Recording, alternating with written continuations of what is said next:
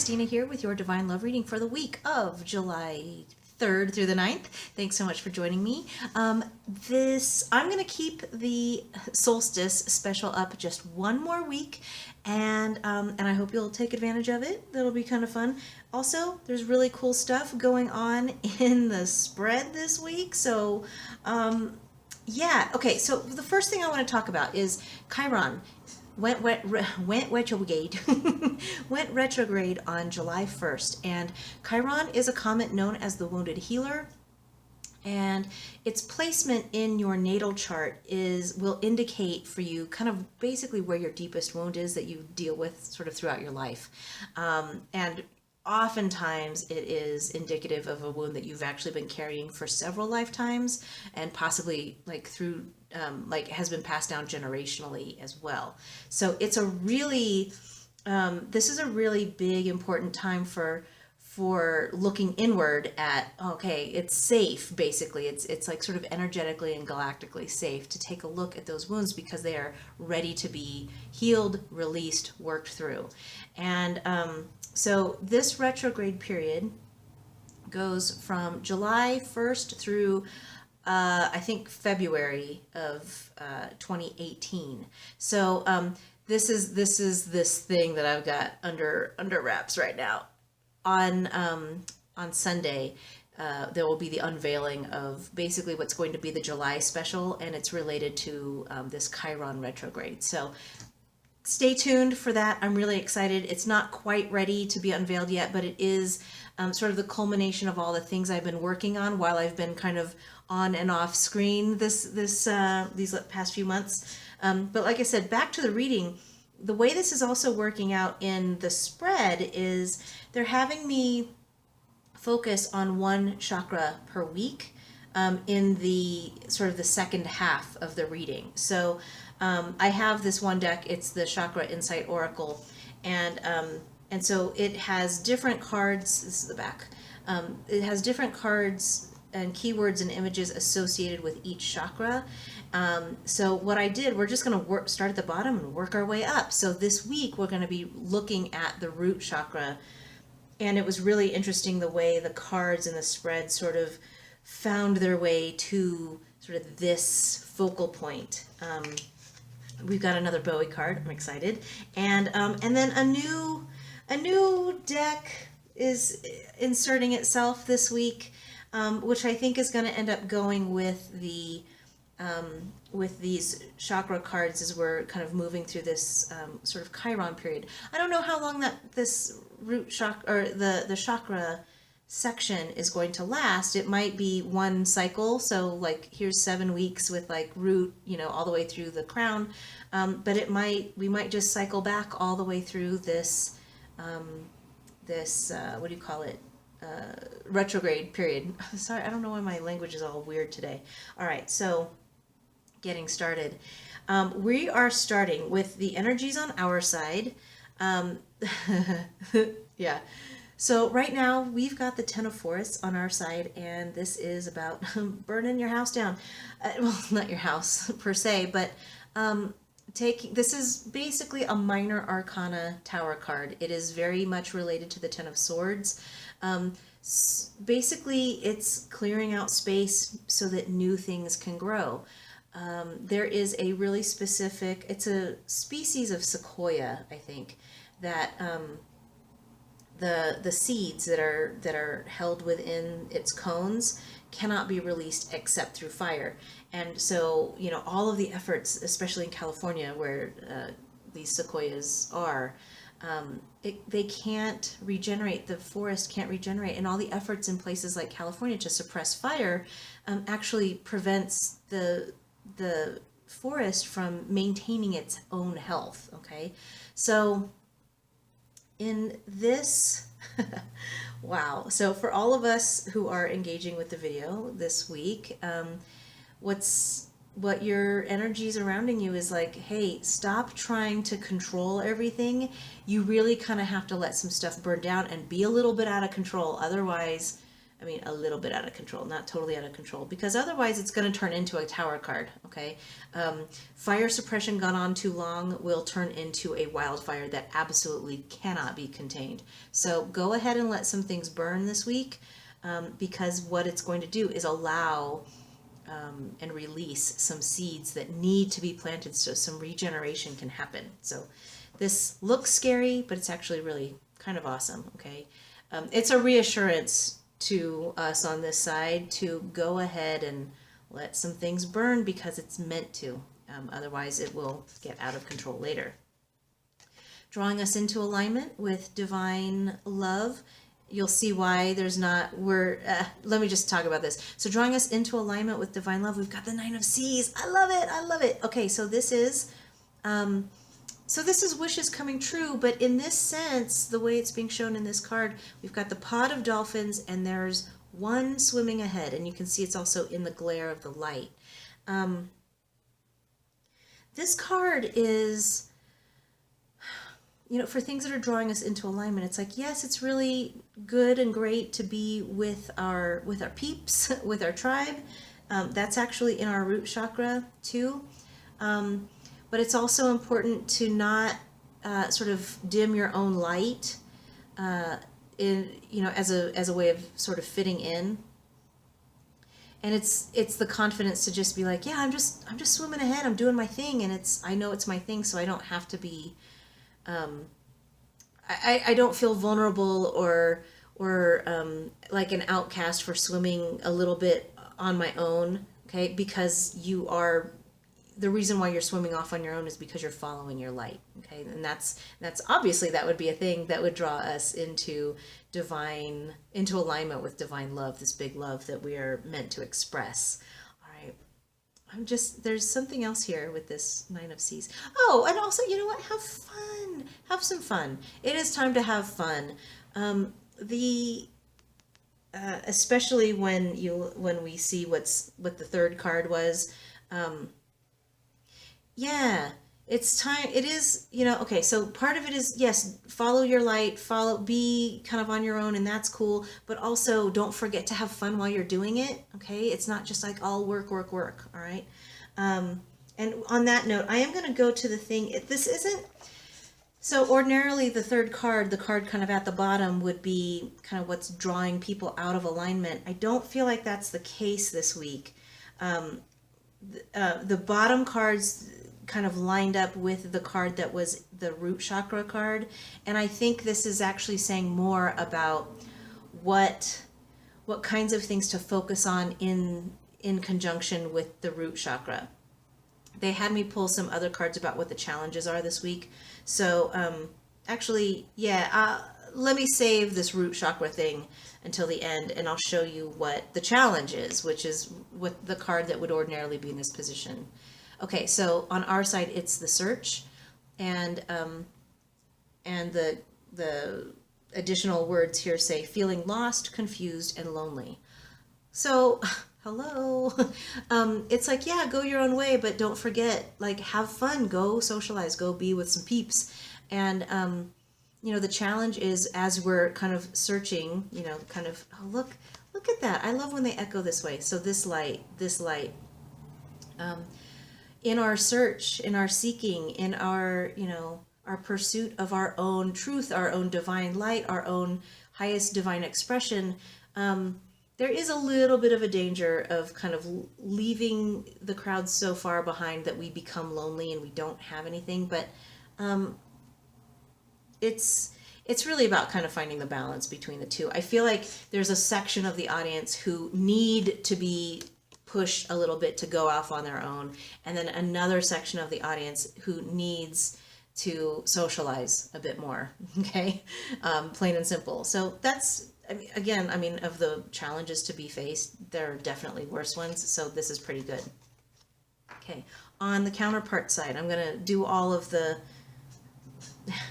root, all of the base chakra cards are going to be dealt with together. So on the counterpart side, they have the King of Forests. I like this. They are in a position right now where they are highly in tune with their surroundings. Deer are really intuitive animals. They're very keenly aware of all of their surroundings. And yeah, but the only they're showing this to me with a caution, so I'm trying to tap into like what's the caution, what's the hold up here, and it seems like, oh no, it's not a caution. They're saying you don't have to be overly cautious. Deer are so in tune with their surroundings that they don't go skittering off at the the snap of every little twig. They know the difference between stuff that's dangerous to them and stuff that's just like, if you've ever encountered a deer, you can get pretty close to them until they're like, all right, that's too close, I gotta go. All right, so your counterpart is kind of in the same boat, in this boat this week. They're pretty keenly aware of their surroundings. They are, and actually this might be a little bit of their challenge, is like they're a little bit cautious, and they're kind of on guard. I do feel the guardedness on this one. It doesn't feel super peaceful, especially when you see what their challenge is. It's like, they're hypersensitive this week. There it is. Okay, now they're happy with me. They're hypersensitive this week about what, like, how are they responding to the stimuli that are coming in for them this week. They actually, okay, so they have no reason to be on high alert, but for whatever reason, they just kind of are. They're real touchy this week. Okay, a little bit raw. Not telling me why, just that they are. Okay. In the meantime, what's drawing them into alignment is the Three of Deserts. This is them figuring out that they've got big wide horizons in front of them, exploration. There is a sense of waiting on this. So, this is a really interesting combination of like what their energies are. It is this sort of anticipation, and what they're experiencing right now is like this sort of high alert, so you can feel like, I hope that you, am I making myself clear by just going like that a lot? Oh my God. No, so they're in this really kind of hypersensitive state, and they're kind of waiting for the other shoe to drop, whatever that means for them. And the way that that's kind of coming out is, they can feel they can feel something coming on the horizon, which is why they're on high alert. And when they are in alignment with divine love, then it feels like, woo, cool, exciting, new stuff. When they're out of alignment, then it's like, panic. Okay. And unfortunately, what that can turn into for them, here's their challenge this week. It's the Temptress. Don't freak out about this being another person. This is more about them being tempted into their old habits, and which is a bummer. And for some of them, that actually might be additional people, having lots of people, not like giving people the impression that they might be the only one, and then having that not be the truth. So the keywords, additional words: seduction, deceit, a broken promise. I feel like, the last couple weeks it felt like they were making some forward progress, and I feel like this broken promise is actually the broken promise to themselves. They had an idea, this like, I'm gonna fix this problem or deal with this thing, go, address whatever this wound is, and or break this habit. I know this doesn't serve me. And this is a week that they might be backsliding a little bit, or really struggling with trying not to fall back into an old habit. So, yeah, and there it goes. It went off. Apparently I'm done talking about that one.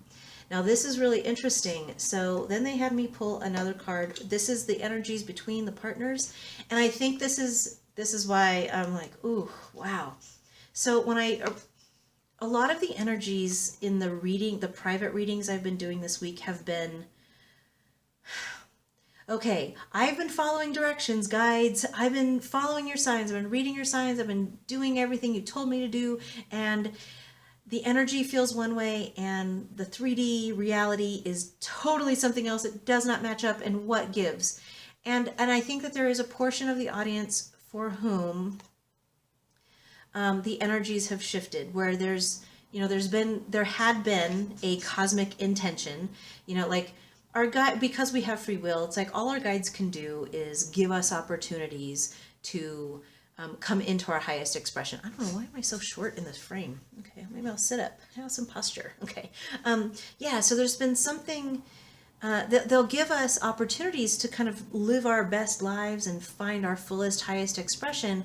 And then we, have the choice about whether or not we take up that opportunity. So, both partners get that opportunity. And it seems like there's been a portion of the audience for whom the counterpart has sort of declined the opportunity. Like, no, that seems like a lot of work. That's really scary. I'd like to do something that's a little bit safer and smaller, which is, disappointing to say the least, and frustrating. It's like, well, we were kind of supposed to do this and now you're not doing it, and so now what?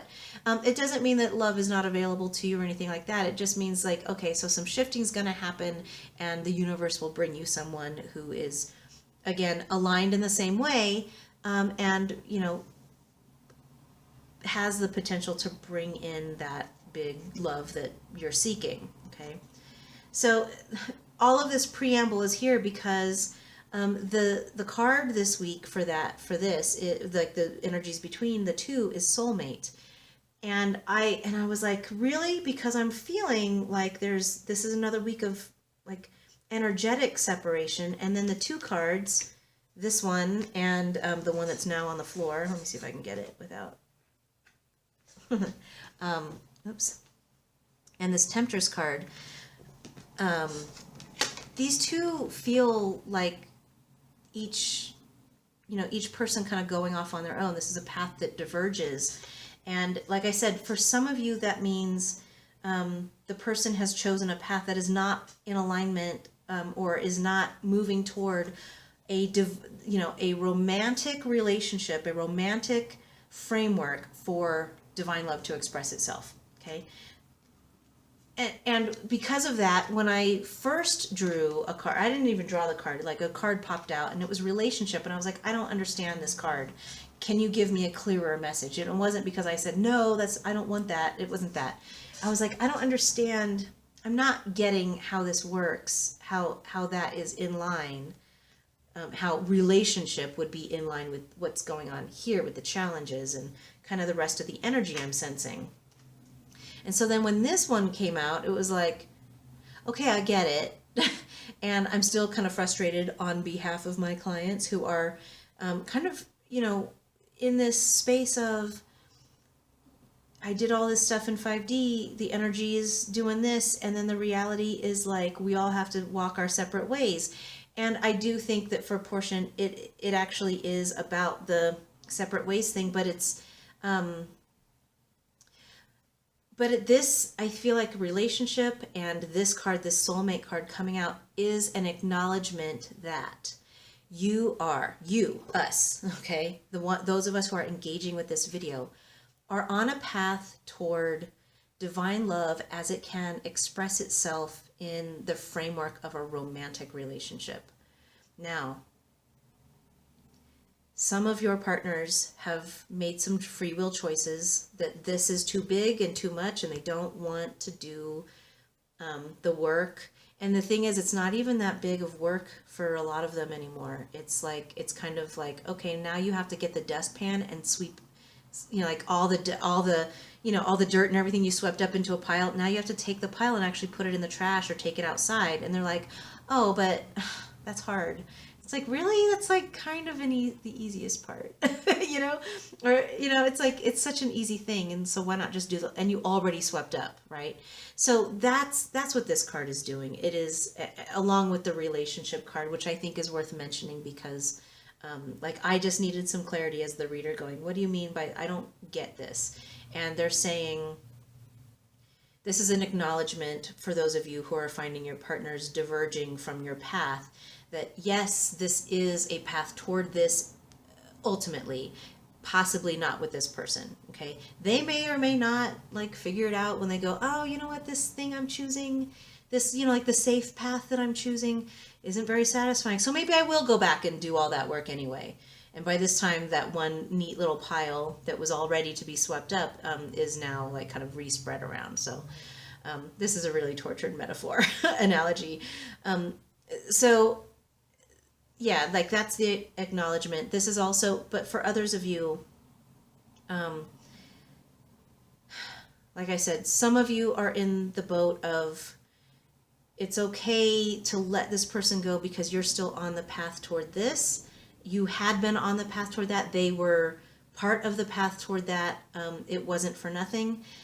By the same token, for others of you, this is the hang in there card. And I want to also say, in your heart of hearts, you know which group you're in. You know if you are in the hang in there group, it doesn't look like it right now, but they're coming around.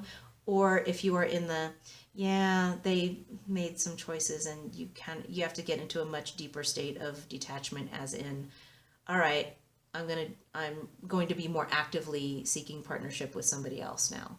Okay. Which again, I know can be disappointing for some of you, but like I said, you have your own intuition and you know which group you are in. If you're not sure which group you're in, that's probably time for a private reading, and if nothing else, like a quick pick to just get that question answered. Okay, now, like I said, during this Chiron retrograde period, at least for the first 7 weeks, I'm going to pull like the grouping of cards that are assigned to each chakra. This week we're going to start with the root and which aspect of the root we can examine in terms of our deepest wounds that want our attention. Man, I'm not surprised, that this would come. This is hard stuff. The root chakra card for this week is family.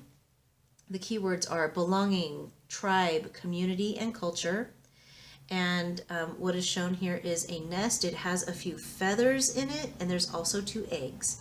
Okay, so what I'm getting in terms of what you should be looking at in your root chakra is the ways that you.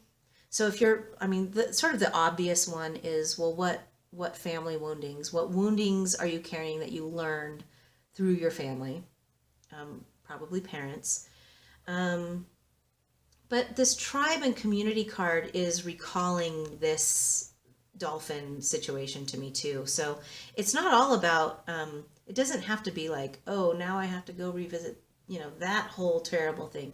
It could also just as easily, and I'm really thinking it's more this, is, okay, but what about the tribe and the family that you choose? You can focus on that. And how are you valuing that? How are you honoring that? How are you celebrating it? How are you nurturing it? And that comes back to your 9 of Seas card. So there's the root chakra focus in terms of some healing to be done. And if you are going into, for those of you who are going into some the deeper wounds, this is the Language of Emotions deck. It came with a book, so I'm just going to use it this week. And I thought, oh, this will be a neat pairing. Like, I'll take a chakra card and an emotion card, and because our emotions are really, really good way showers for the kinds of things that really want our attention and are ready to be released. So I'll read it. The top of it says, understanding hatred, the profound mirror. The gifts associated with, actually I'll do it this way. So when we're thinking about family, the gifts that come with understanding our hatred is, it can show us an intense awareness, a piercing vision. Think about when you've really disliked someone like a ton. You can inspect every little minute imperfection of theirs. Okay, so that piercing vision, the sudden evolution, and shadow work. Where we have intense hatred or loathing towards something, it's pointing right back at us to show us the thing that you hate about this other person or that situation is something within you that would really like your attention in order to be, brought to the surface, healed, and released. Okay. So here are the internal questions. What has fallen into my shadow? What must be reintegrated? Signs of obstruction are fierce, laser-focused attacks on others without concurrent self-awareness or integration. So the signs of obstruction, if we're really blocking this, it would be to always be looking outward, like, why are you doing that? That person is this way, and ooh, let me just tear them down for all these reasons. And instead of going, ooh, that's really bothering me. How do I carry that around in ways that, is expressing by projecting it onto someone else, okay? And then here's the practice. Retrieve your shadow material from your hate partner. Whoa, that's a really cool phrase. And that would be worth probably journaling on. Oh, wow, meditating on a hate partner. Wow, okay, like, the thin line between love and hate. And especially in relationships like these where we have these love partners and they are so full of frustration and wounding and low vibe behaviors that it's like, wow, how does this partner hold your shadow materials? I mean, this is really kind of on point about what these relationships are usually kind of about, right? Okay, so let me go back to the beginning and read it fully. Retrieve your shadow material from your hate partner by describing in detail the serious faults you perceive. Say hello to your lost self. Pour your hatred into your own boundaries. Burn your contracts with these despised behaviors and restore your own self to wholeness. Whoa, that was really powerful, you guys. Hello, Chiron retrograde. Wow. Oh my goodness. I cannot wait until I get my July Chiron special up and going and released to you. Because I would love to be able to help people with this. This feels like incredibly powerful work and incredibly liberating work. Stay tuned. And it's only a couple days away. I think maybe this is part of the delay around the holiday and stuff, is that you don't have to wait as long. Yeah, talk about like shining up a turd. Oh my God. All right. Now, on our side, so this is now the, what would have been the challenge facing us, but decided instead, like within the, like they kind of took on a life of their own and decided to show themselves. Oh, I'm missing a card. Okay, well, this was the one on our side. No, I'm not. It's right here. Okay. The one on our side is the 8 of Farms, and this is that busyness when you're off chasing your light, chasing your mission, what you think is your soul mission. I mean, we just saw, as soon as I dropped this this chakra card on us, it was like, oh, get ready because it's not quite what you think, and we're going to do some big, kind of reframing of a lot of things. The light, yeah. This is, the 8 of Farms is about honing your skills and getting really good at something so that you can reap its rewards. And I am right now feeling like this might be the cards calling me out a little bit because I've been working on this for a while. I had hoped that I would have this all unveiled in June, and now it's like, now we're in the first week of July, and it's like, dang it, I need to probably let go of a little bit of my perfectionism. And clearly this is perfectionism that I learned within my family structure.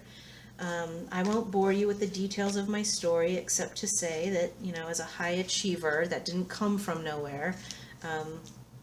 It was, like, well, if I do all the right things, if I'm perfect, then love or whatever will happen. Don't get me wrong, my immediate family was incredibly loving and really supportive. Like I said, I don't want to go into all of my details, but mine comes around perfectionism, and so yeah, that when I'm not living up to my own ideals, like, and missing deadlines and stuff, my internal monologue is pretty catastrophic. So yeah, this in sometimes the hate partner might actually be yourself, because I can get myself into some big self-loathing talk, and it's really not good for me. So yeah, so additional root chakra stuff would be, you don't have to be, it doesn't have to be, your stuff doesn't have to be perfect. It just needs to be done. There's the first thing. Man, there's grad school for you. I know that there's a lot of people who are in grad school who are my clients, and that's dissertation talk right there. So your dissertation doesn't need to be perfect. It just needs to be done. A good dissertation is a done dissertation. Yeah. So, but additionally with root chakra stuff comes that financial, it's the financial thing. And so that would be world of work stuff. And I think that's kind of coming in. And the way they're wanting to show this is not necessarily only about how does your family, the woundings you experience in your family, how is that affecting your love relationships? It's like, no, how is it affecting your work? How is it encompassing and bringing in your work, your purpose? How does it hinder your purpose, your ability to get your work done? And I think it's really interesting that our cards on our side are earth cards, and this chakra card this emotion card spoke directly to this earthly stuff, and it was like, burn the seeds down, Okay. On their side, this is why they're probably kind of running into that temptress challenge. They have the Tower card. So, like we're doing some burning down, they're also doing some burning down, and this is in their root. So this is great. This is excavation of, those deep-seated energies, deep-seated woundings, excavating those faulty foundations so that they can rebuild anew. But the Tower card feels like chaos to them, and which is why they're probably tempted to go back to their old habits, because at least it was familiar. They're used to that kind of uncertainty and that kind of chaos, whereas what comes after the Tower card chaos is like, holy crap, I don't know how to live in that, even though I know it might get me here. So yeah, that's what's going on their side. And you know what, that's why I felt like, ooh, how are we getting the soulmate card? How are we getting the relationship card when everything else about this spread feels like people in their separate corners doing kind of big work? And they're doing big work. We are in a position to kind of be a little bit more lighthearted about our stuff. Okay. And then finally we have our, I love when it goes like this. We have our Bowie card. Okay, so this one, it's I don't know if you can see this. It's sheet music, the handwritten sheet music for The Laughing Gnome, which was part of an original music. This is the drum part. Ooh, from the music score. Sorry, the reason why I went is the drums are totally root chakra. For those of you who read music, take a look at that, and you can see how it is very repetitive. But you might also glean some additional information if you are a person who reads music, especially, like I said, percussion parts. But here's where it gets really cool. I just said that we could be a little bit more lighthearted about it. And what's funny is right before I recorded this, I recorded a reading for someone else that had, it's all this frustration, but also like totally presented in lighthearted ways. And so here's this laughing gnome. Gnomes are earth elementals. The root chakra has earth energy attached to it. It's very earthy. And so here's this whole thing about the laughing gnome and laughing at one's mistakes. And get this, here's the additional description on the back of this postcard. So it says, I'll try to read it this way. Bowie and his bass player, Dec Fernley, learned the basics of musical notation to write parts for Bowie's first album. The session musicians included members of the London Philharmonic Orchestra. Fernley recalls that there were embarrassing mistakes, that would be in here, but Bowie was so bloody inspiring that they persevered. The song did not appear on the album but was included in the 2010 release. You guys, this is about, talk about here's perfectionism, here's laugh at your mistakes, here's taking a lighthearted approach, to dealing with some of these things. So, doing the work doesn't have to always be about like, all right, let me go in and excavate and feel sad and, revisit all of this trauma. It doesn't have to be like tragic. It can be like, oh my God, look at the way that I've been, repetitive. Like these are repeats. It's like, look at the way I've been repeating this pattern over and over and over again, and I don't have to. I can, and isn't it so funny that all I had to do was stand up, I'm so worried that I'm drowning, and all I got to do is stand up because it's only 2 feet of water. It's like, that's what this is about, and taking that lighthearted approach to, I don't have to be so serious. The session musicians are members of the London Philharmonic, and I could spend my time being totally intimidated by all my goofy mistakes and silliness and how I'm an amateur at music notation while still being David Bowie and having this amazing vision. Okay, Bowie was so bloody inspiring that everybody just kept going forward. Bowie's making all of this really incredible music, and who cares if he doesn't know how to write proper notation, right? What difference does it make? He's got that vision. Not even I don't know what a vision would be in sound, the sound version of what vision is. Not hearing, but you know what I mean? I have a vision, because you can you can sense and perceive what the whole product is in the abstract. Bowie was able to do that, and then similarly able to communicate it and kind of work through, if you think about when you're making or when you're speaking a foreign language, you don't know the language, but you know exactly what you want to say, right? And then having to make those negotiations with native speakers, which would be like Bowie with his kind of pedestrian musical notation, trying to speak with members of the London Philharmonic and him going, okay, this is what I want, and more like this, and having to then communicate outside the bounds of what the notation is. So wow, all of that to say, wow, this is really, I feel like that was a really tight and coherent message in the way that it was repeating through the different cards. So to recap, and I'm trying to recap. Chiron, our focus during this portion, this week of the Chiron retrograde, would be to look inward at the woundings held in our root chakra, the ways that it comes out as perfectionism in our world of work, or as our feelings of not being good enough in our world of work, and yet persevering through because you know that you are inspiring, you have the vision, you know what the final product is supposed to look like. And laugh. Here's your laughing gnome. Laugh about it. For those of you who follow me on Instagram, I'm not posting it on my on the Facebook page, but I am doing it in my Instagram.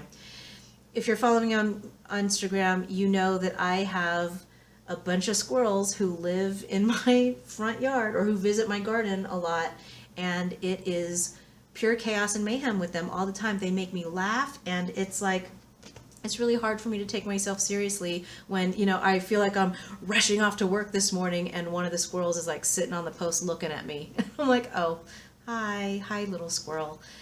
They're ridiculous, and having, kind of a quasi antagonistic relationship with these squirrels who keep stealing my sunflowers, by the way.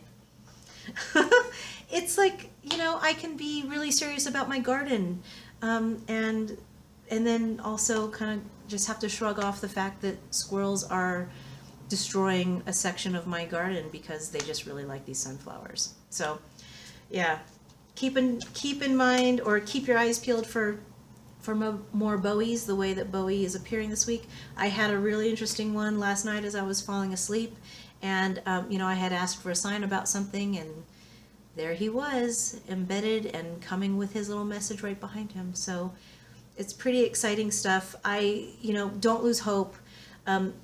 Again, actually, this was another thing I said to somebody in a reading, and I feel like it's worth repeating. So I'm 41, and there does come a time, and the way this came up was, we're all on a path toward this big divine love, as expressed in a romantic partnership. And 20-year-olds get focused on, it has to be this person. right? Like when we're younger, when we don't have as much control or as much awareness about what our needs are, because we just haven't lived enough of our lives yet. Like we can get really focused on, but I want that one, right? And then in our 40s, and as we age, we get less focused on it has to be this person with this job and this car and this height and weight and the blah, blah, blah. All of that stuff starts to fall by the wayside, because then we start to go, no, you know what? I've gotten those people before and I've not been happy, because what I want is I need to be treated well. I need someone who thinks I'm wonderful and who wants to, go out of their way to make sure that I'm having a wonderful time, that I'm able to reach my goals in the same way that I have sometimes gone out of my way to see, like, well, how can I make your day a little bit easier? And realizing that that's a two-way street, right? So as you are kind of looking at this wounds and figuring out how to get on your path, just remember that this is about, being on the path toward a dynamic, toward a feeling, toward a way of being valued, toward a way of expressing, and less about specific individuals. Because if a specific individual does not want to meet you here, it doesn't mean that this isn't a location that is attainable. It just means that that person isn't going to be the one who sits there with you. But why would you give this up? You know what I mean? Why would you give that up? And basically, if you're worried about, like, well, if I let go of that person, what if this doesn't come in? And it's like, well, that person is already telling you that they don't want to do this with you. So if you continue to hold on to them, you're basically guaranteeing that you won't get this, because they're already telling you they're not going to give it to you. Okay? Wow, that was a weird, I don't know why or how that came in, but I guess somebody needed to hear that. Yeah. So they're just, the big message here is this is available to all of us, and it's available to us right now. And it's really about opening your arms wide and saying, okay, I'm allowing this. I don't need to be stuck on perfection. I don't even need to be stuck on the tragedy. I can be excited about, look at how wonderful, look at how stable and safe this nest is. I am safe. And so I don't have to worry about this anymore. I can go and have fun with my tribe and my chosen family. Okay? Wow, this is starting to go on a little bit long. I'm going to stop there. Details of cool stuff down below. And yeah, ta-da! And we're done. Bye.